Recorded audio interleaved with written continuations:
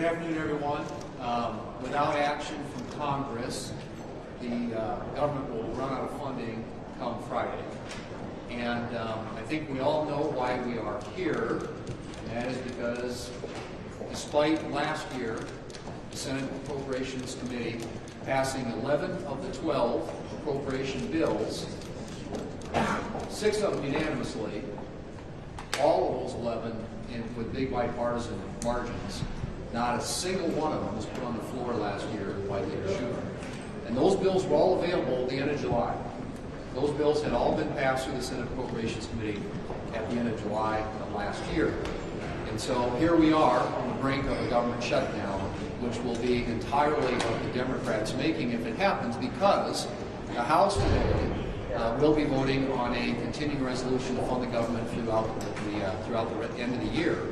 And we'll send that over here to the Senate where we'll have an opportunity to act on it. A similar continuing resolution passed the end of last year in the Senate with 85 votes. This one should be no different, honestly.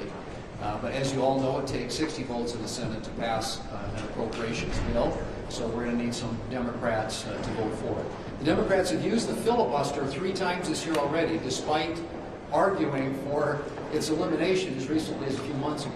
But 3 times this year, they've already filibustered bills in front of the Senate. I think the American people are going to be interested to see whether the Democrats are going to filibuster, and by filibustering, shut down the federal government. It is on them if this happens. There is a funding vehicle available coming over from the House of Representatives to fund the government through the end of the fiscal year, September 30th, and we are prepared to take it up here in the Senate and make sure that on Friday the government stays open. But it will be up to the Democrats as to whether or not that happens. Between now and then, we're working on the Stop Fentanyl Act, which is legislation that came out of the Senate Judiciary Committee. It's something that deals with the fentanyl crisis that we have in this country. And Senator Bill Cassidy, the chairman of the Health, Education, Labor, and Pensions Committee, has had a lot to do with that issue and with that legislation. I'm going to ask him to come up and speak to it, and then we'll try and answer any questions you all have. Senator Cassidy.